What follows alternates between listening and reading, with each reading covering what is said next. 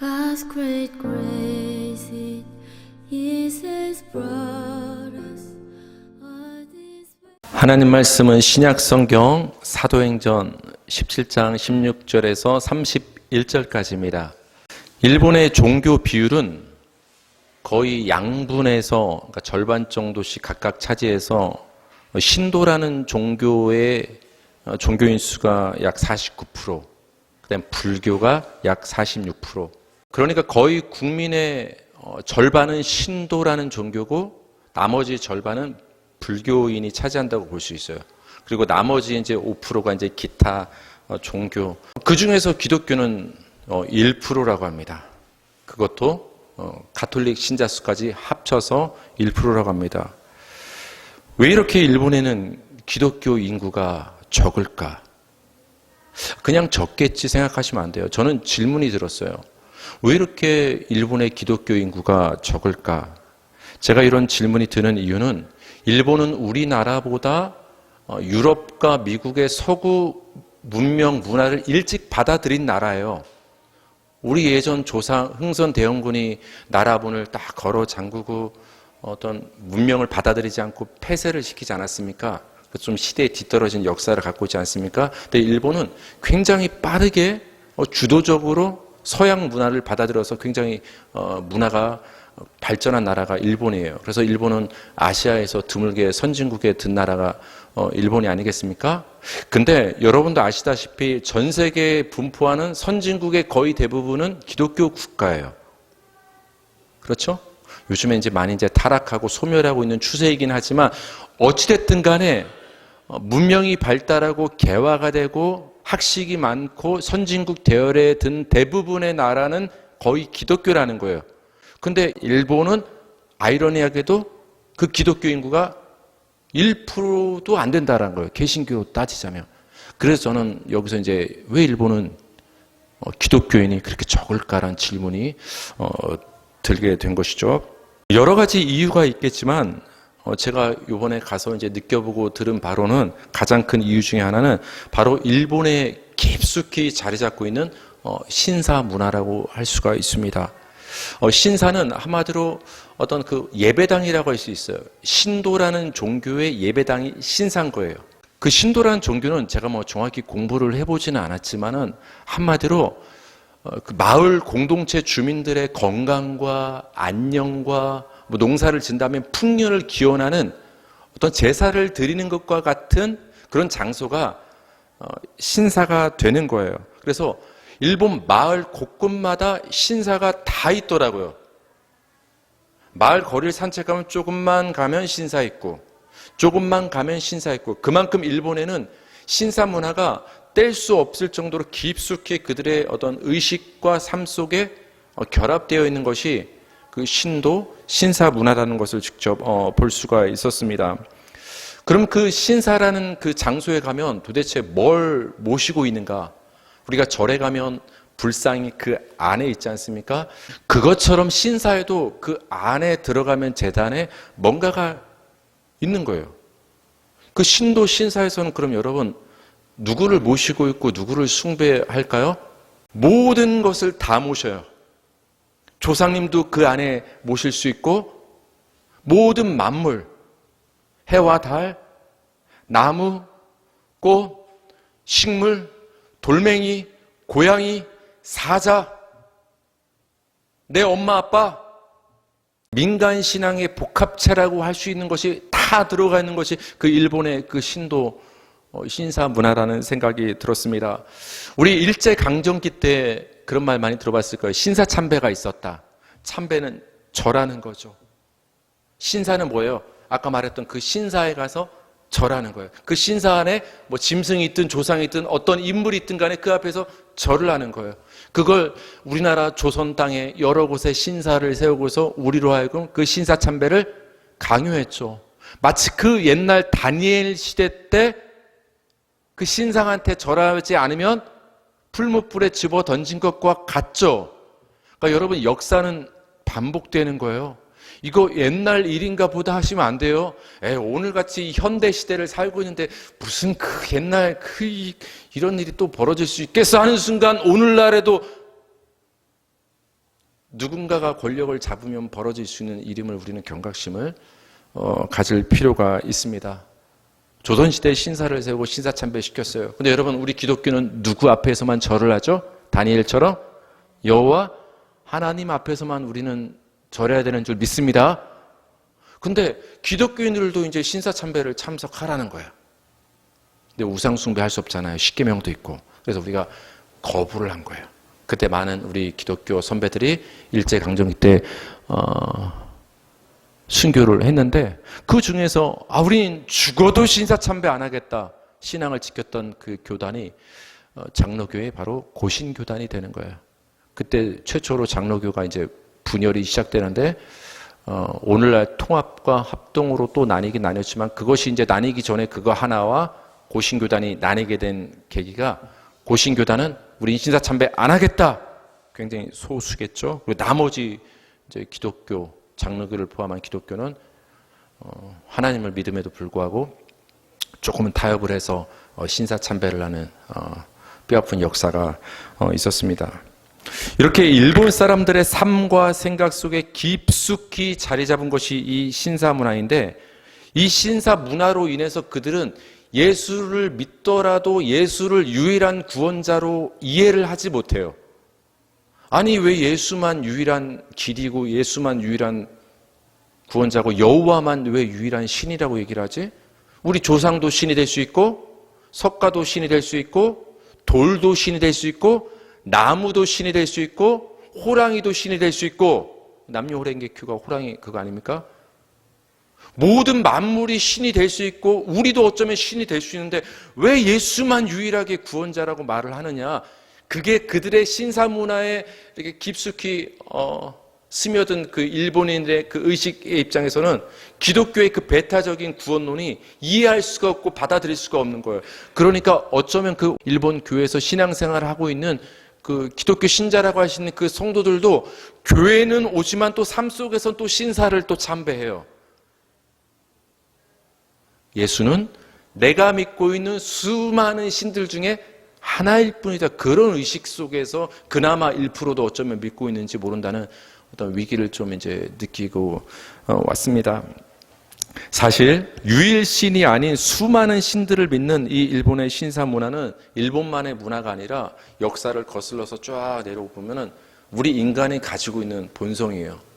여러분 다 복 받길 원하십니까? 그럼 빌잖아요. 누군가한테 빌잖아요.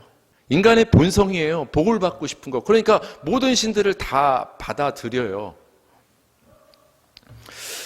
이러한 인간의 종교적 본성이 잘 드러난 장면이 바로 오늘 본문에서 바울이 설교하는 장면이에요. 바울이 지금 설교하는 이 아레오바고는 법정인데, 여기에서 지금 바울이 설교를 합니다. 어떤 설교를 하면은 그 대상들이 불신자예요. 한 번도 예수님을 믿어본 적이, 들어본 적이 없는 불신자들을 대상으로 지금 바울이 설교를 하고 있어요. 그러니까 여러분도 지금 잘 들을 필요가 있어요. 그렇다면 굉장히 이것이 우리 기독교의 핵심임을 알 수가 있겠죠. 바울이 아덴 지역으로 갔습니다. 선교 여행을 하던 중에. 어디냐면은 정확히 일치한다고 말할 수는 없지만 오늘날로 말하면 그리스 아테네. 아테네 들어봤죠? 올림픽 아테네. 그 아테네를 성경에서는 아덴이라 이렇게 번역을 한 거예요. 여러분, 그리스 하면 여러분 뭐가 생각나죠? 그렇죠. 신화가 생각나고, 소크라테스, 아리스토텔레스, 여러 가지 철학자들이 생각하는 지혜와 학문을 사랑하는 철학자들의 도시가 바로 이 아덴이었어요. 그 사람들은 모여서 토론하길 좋아하고 변증하길 좋아하고 철학을 얘기하는 걸 굉장히 좋아하는 사람이 아덴 사람이었어요. 그런 동시에 그들은 신을 사랑하는 도시였어요. 그래서 우리가 잘 알고 있는 어떤 신들이 있었죠? 제우스, 그 다음에 이제 어떤 여성신이었던, 우리가 화장품에도 있었던 헤라, 뭐 이런 것도 있었고, 헤라 화장품이 있었죠? 그 다음에 이제 바다의 신이었던 포세이돈, 그 다음에 이제 이제 술의 신인 디오니수스, 맞나요? 디오니수스가 발음이. 근데 우리 디오니소스가 이제 그 로마 신화로 오면서 우리가 이름이 이제 바쿠스로 바뀌었죠? 미의 여신, 그리스 아프로디테. 어쨌든 간에, 이 그리스 아덴 지역은 철학을 사랑하는 도시인 동시에 이 신을 사랑하는 신의 도시였어요. 여러분, 곰곰이 생각하면 이들의 모습은 굉장히 모순적이에요. 앞뒤가 안 맞아요. 여러분, 학문을 사랑하고 지혜를 사랑하는 사람이 어떤 신비한 종교를 동시에 갖는 건 어렵잖아요. 많이 배운 사람, 박사들, 과학자들이 하나님을 부정하는 경우가 굉장히 대부분이잖아요. 근데 이들은 굉장히 앞뒤가 안 맞게 학문을 사랑하는 동시에 신비한 종교를 사랑하는 사람이 굉장히 이상한 사람들이 이 아덴 사람들이었어요. 근데 그 아덴 사람들 사이에서 소문이 돈 거예요. 저기 바울이라는 사람의 일행이 와서 우리가 생전 한 번도 듣도 보도 못한 예수 그리스도에 대해서 지금 말하고 다니더라. 호기심이 생긴 거예요. 그들은 학문을 사랑하니까, 아니, 우리가 아직까지 듣지 못하고 모르는 학문이 있었단 말이야? 우리 한번 저 바울 일행을 한번 데려다가 우리 앞에 세우고 저들이 전하는 예수 그리스도의 학문이 도대체 무슨 얘기인가 한번 들어보자 하고 바울을 아레오바고라는 그 장소, 어떤 공공장소라고 쓰는데 법정이라고 할 수 있는 그곳으로 바울을 데려온 거예요. 그 앞에 선 바울이 그 철학자, 그리스 아덴 사람을 향해서 하는 설교가 오늘 본문의 설교예요. 이 배경을 이해하고 바울이 어떤 설교를 했는가를 볼 필요가 있죠. 22절과 23절 다 같이 읽겠습니다. 시작. 제가 많이 안 보여준 게 또 있었군요. 22절부터 23절 다 같이 읽겠습니다. 시작. 바울이 아레오바고 가운데에 서서 말하되 아덴 사람들아 너희를 보니 범사에 종교심이 많도다. 내가 두루 다니며 너희가 위하는 것들을 보다가 알지 못하는 신에게라고 새긴 단도 보았으니 그런즉 너희가 알지 못하고 위하는 그것을 내가 너희에게 알게 하리라. 여러분, 이거 곰곰이 자세히 읽어보면 바울이 굉장히 지혜롭고 위트가 있는 걸 볼 수 있어요. 이게 무슨 말이냐? 내가 두루 다니며 너희가 위하는 것들을 봤다. 그러니까 바울이 아덴 지역을 돌아다녀 보니까 여러 신들이 일본처럼 있어요. 제우스 신, 헤라 신, 바카스 신, 아프로디테 신, 포세이돈 신, 이런 모든 우상과 제단이 다 있어요. 근데 어떤 데를 가보니까 어떤 제단은 있는데 신은 안 세워져 있는 거예요. 근데 그 아래 이름을 보니까 뭐라고 써 있는지 아세요? 모르는 신, 알지 못하는 신. 그러니까 그 아덴 사람들이 생각한 거예요. 우리가 이렇게 열심으로 종교심을 가지고 모든 신들을 섬기는데 행여나 우리가 깜빡하고 못 섬긴 신이 있으면 안 되니까 그분이 누군진 모르지만 일단은 알지 못하는 신이라고 써놓자. 모양은 모르니까 신상을 세워놓지 못하고 제단만 딱 세워놓은 거예요. 그만큼 그들은 종교심이 많은 거예요. 그걸 지금 누가 발견한 거예요? 바울 사도가 발견을 하고 그거를 바로 예수님과 연결을 시켜서 말하는 거예요. 너희가 알지 못하는 신이라고 쓴 이 제단이 있구나. 그럼 지금부터 내가 너희가 알지 못하는 그 신 예수 그리스도에 대해서 말해주겠다. 여러분, 연결이 너무나 드라마틱하고 재밌지 않습니까? 우리 24절과 25절 다 같이 시작. 우주와 그 가운데 있는 만물을 지으신 하나님께서는 천지의 주제시니 손으로 지은 전에 계시지 아니하시고 또 무엇이 부족한 것처럼 사람의 손으로 섬김을 받으시는 것이 아니니 이는 만민에게 생명과 호흡과 만물을 친히 주시는 이심이라. 하나님에 대해서 소개를 합니다.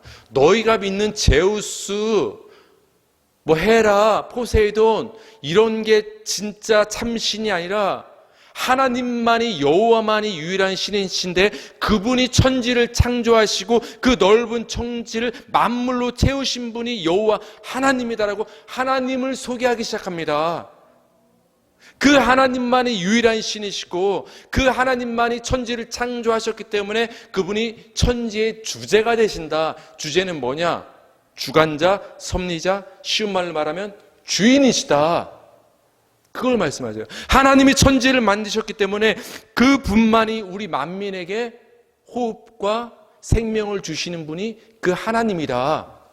근데 왜 너희들은 지금까지 이 아덴 사람들아, 너희 망상으로 만들어낸 존재하지도 않는 그 우상 제우스, 여러 우상 신들에게 왜 절하고 숭배하고 제의를 드리고 있느냐?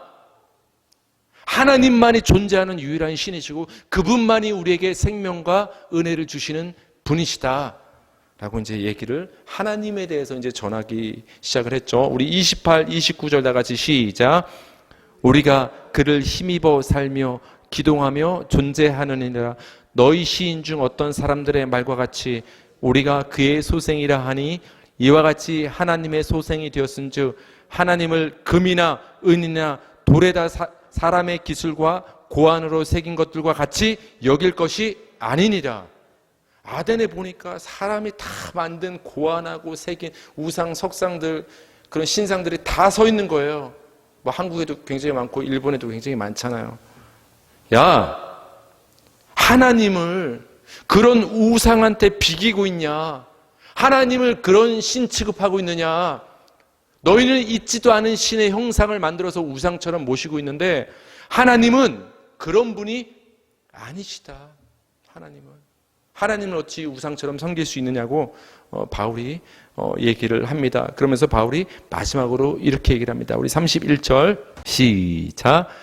이는 정하신 사람으로 하여금 천하를 공의로 심판한 날을 작정하시고 이에 그를 죽은 자 가운데서 다시 살리신 것으로 모든 사람에게 믿을 만한 증거를 주셨습니다. 설교의 마지막에서 바울은 예수님 얘기를 드디어 꺼냅니다. 하나님이 한 사람을 정했다. 근데 그 하나님이 정하신 그 한 사람으로 하여금 언젠가는 세상을 공의로 심판할 날이 온다. 하나님이 그 한 사람을 십자가에서 죽었다가 살게 하셨다. 그 사람을 믿어야만 심판을 면할 수 있다. 여러분, 그 한 사람이 누구죠? 하나님이 정하신 한 사람, 예수 그리스도. 그러니까 여러분, 바울의 설교를 보면은 하나님이 어떤 분이시고 하나님만이 유일한 신이시고 하나님만이 우리에게 호흡과 생명을 주시는 유일한 생명의 하나님이심을 전한 다음에 그 결말은 누굴로 끝내는 거예요? 그 아들 예수 그리스도를 믿을 때만 그 하나님의 은혜를 받을 수 있고 그 하나님의 심판을 피할 수 있다. 하나님과 예수님을 말하는 설교로 바울이 아덴에서 아레오바고에서 그들에게 설교했음을 우리는 볼 수가 있습니다. 여러분, 모든 인간에게는 누군가를 의지하려는 종교성이 다 있어요. 모든 사람은 상황이 안 좋고 고난이 닥치고 위기가 닥치면 그 종교심이 발휘가 돼서 누군가를 의지하고 싶어져요. 믿지 않았던 교회라도 가볼까, 믿지 않았던 절에라도 가볼까, 인간에겐 종교심이 다 있다라는 거예요.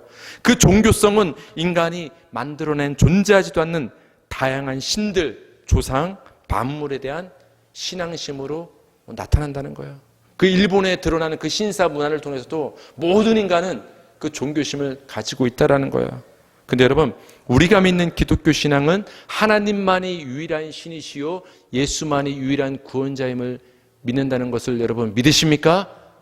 우리가 믿는 기독교 신앙은 여러분 이렇다라는 거예요. 그 인간의 다양하게 나타나는 그 종교신 가운데 여러분은 지금 누굴 믿으시죠? 하나님, 예수님, 성령님, 유일한 하나님을 믿는다. 그게 여러분 복이에요.